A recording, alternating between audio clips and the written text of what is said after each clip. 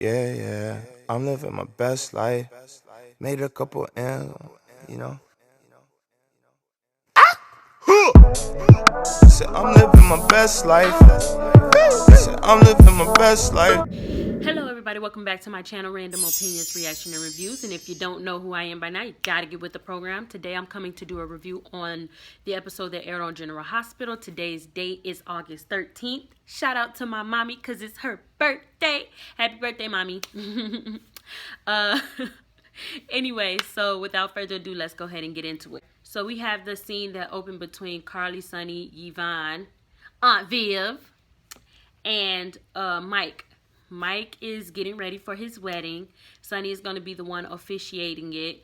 And, you know, he starts to do his part as Rev, because that's what Mike thinks he is, a reverend. They do their vows. They exchange rings. Oh, by the way, Michael did show up. They kiss.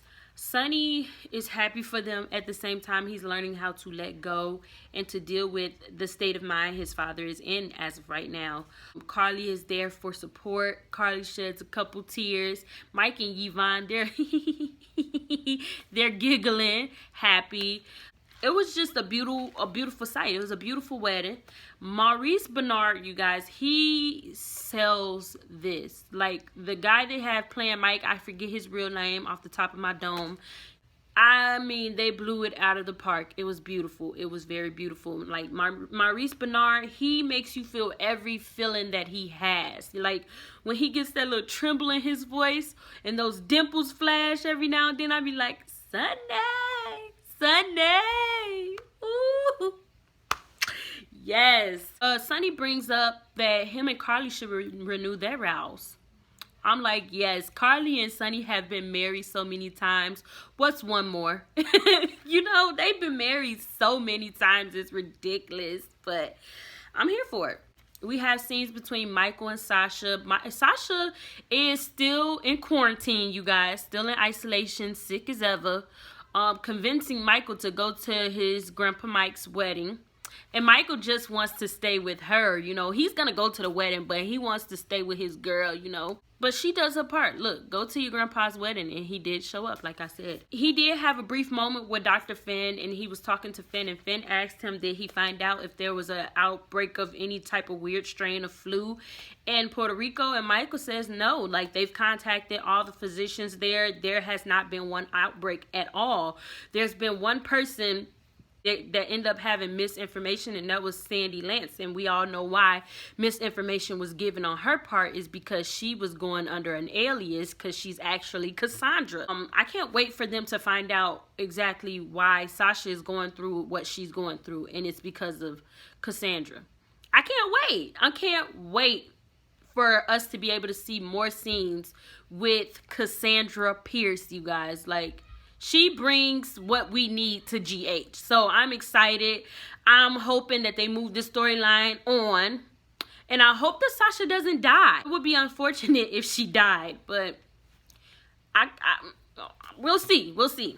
Nina was being a very supportive mom. She actually went to Crimson to collect her things because she's not going to be working for a little while because she's going to be giving most of her time to Sasha now. And Jack sees her and she's crying pretty much almost on his shoulders and telling him, you know, her daughter is sick. She don't know what to do. And Jack supports her, you guys, and was like, take as much time you need off from work. It's okay. And then Hayden shows up.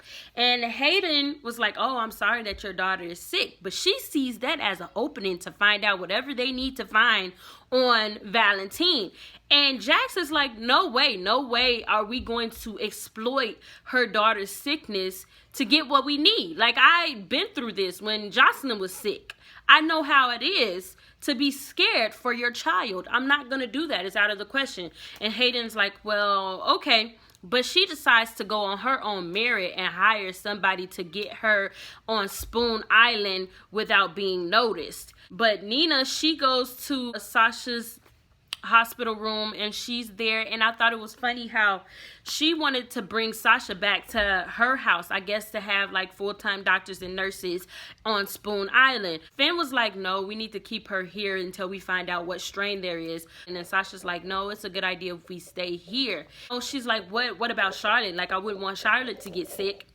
And then freaking Nina was like, oh, she can go stay with her mom. I'm like, oh my God, you gonna throw your stepdaughter away? I get it. Her daughter is sick. She's the one that's taking priority. But do we really believe that Valentine would send freaking Charlotte to live with Lulu full time until Sasha got better? Do y'all really believe that?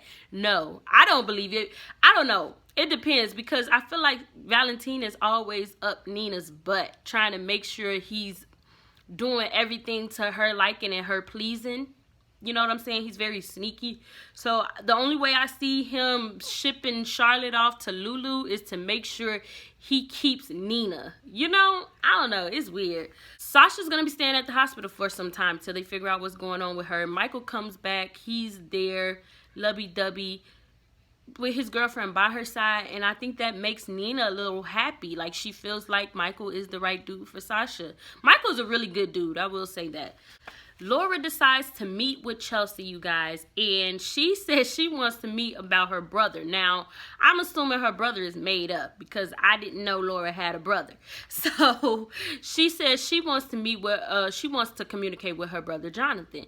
And the psychic is like, like, I've been trying to reach him, but it's like he almost doesn't exist.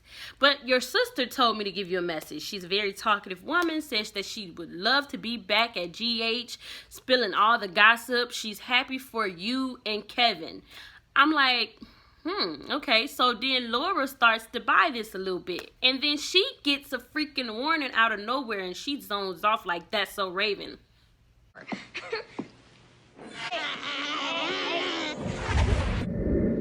And then comes back. And Laura's like, what's happening? She says, your son is in grave danger. And Laura's like, and she says, I can't give you no more information till you pay up. I'm going to need all the money. So Laura says, well, I really wish we could use credit card. Because she charged her $300 doggone dollars. And the girl said, oh, no, look, this is the 21st century, man. This is 2019. You wanna pay with credit card? I got you. Laura was not expecting that. So then she's like, oh, give me a second. So she decides to leave the table and goes and calls Lucky. And Lucky is in Africa somewhere, I guess, living it up. He's fine. So she comes back, and naturally she thinks that Chelsea is a freaking fraud. And so she tries to read her a new one. Like, you breaking the law, right? Because you're not supposed to be doing any fortune telling. And Chelsea's like, oh, no. Here's my card. I do this strictly for entertainment purposes. I'm not breaking no law, baby. But she says, you know what? It's not your son that's in Africa, which she didn't even know. Laura never told her that Lucky was in Africa. I don't think Laura even mentioned that to us. But she knew. She says, it's not your son that's in Africa. It's your other son. So now Laura's like, her radar is like going off like this. She meets with Kevin, and Kevin's like, how did it go? And she says, oh, it went okay. I thought she was genuine and legit at first. She gave me a message. It sounded right. It sounded like something my sister would say. And then all of a sudden, she told me about Lucky. And then she tried to make it seem like she was talking about Nicholas, almost as if she didn't know Nicholas was dead. Nicholas ain't dead, y'all. We know that now.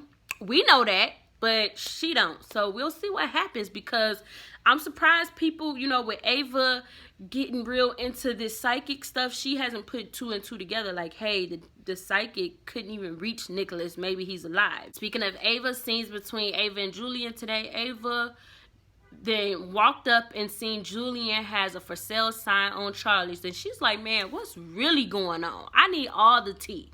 And he says, I didn't want you to find out this way, but I'm moving to Manhattan with Kim. And she says, why are you moving with Kim? Like, all this stuff I got going on. I just lost my daughter.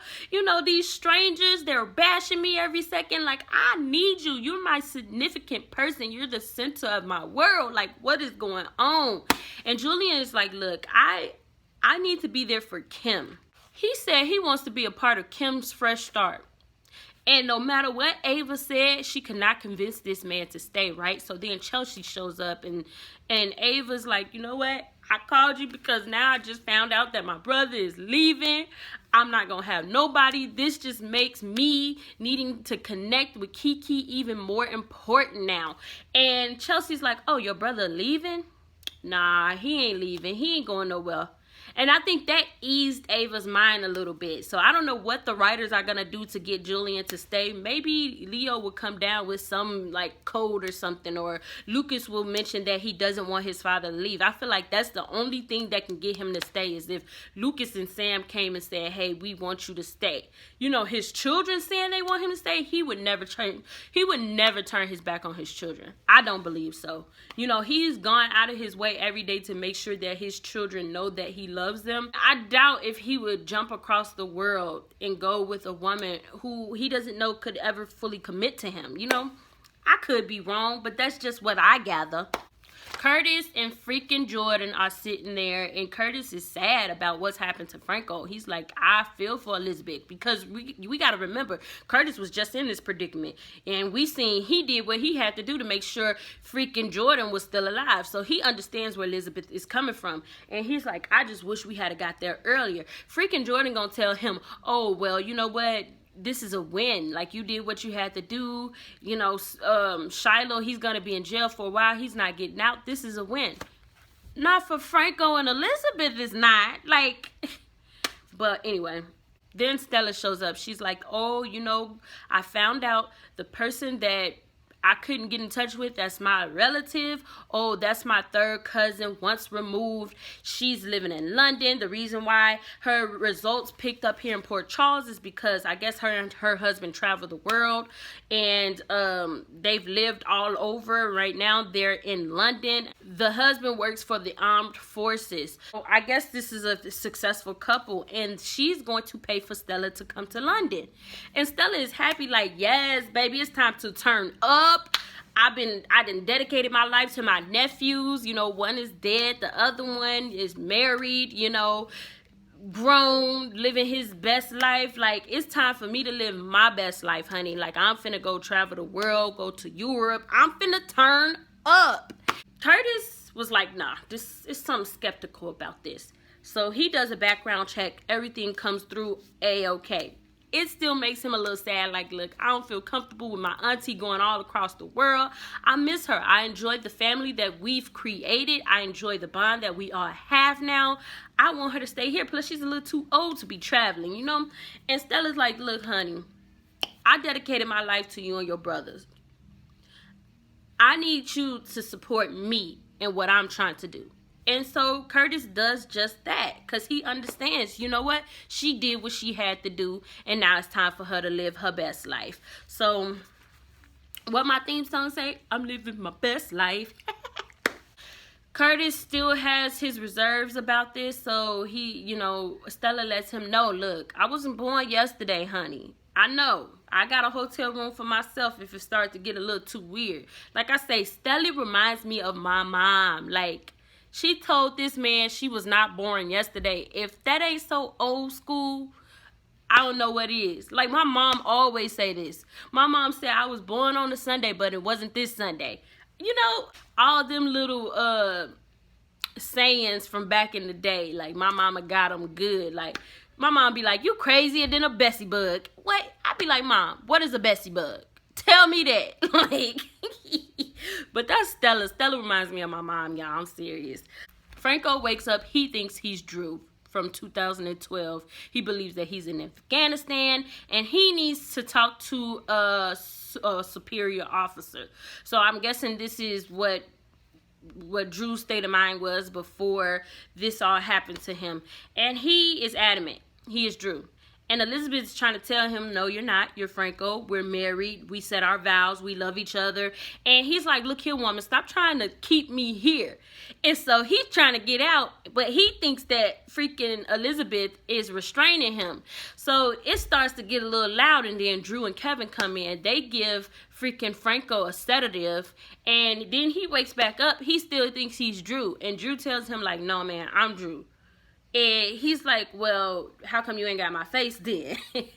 And they was like, look, you think you Drew, but you don't even have your face. So then they show him the mirror, and he's like, he looks all puzzled and stuff. But yeah, today's episode was pretty good. You guys, let me know what you thought about it. Let me know if there was anything you disagreed with, anything you agreed with. You guys, like I say always, I am here for it. Don't forget to give me a big thumbs up, like, comment, and subscribe. And I will see you later. Bye. I finally made my mind, know that I can't go back broke. They saying that my time up, my back against the rope. I hustle, got my grind, know that